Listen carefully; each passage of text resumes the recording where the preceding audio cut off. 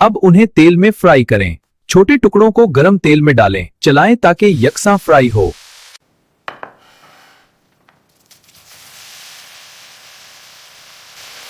Fry किए हुए प्याज और चिकन, अब इसमें योगर्ट ऐड करें और अच्छी फ्राई होनी दें।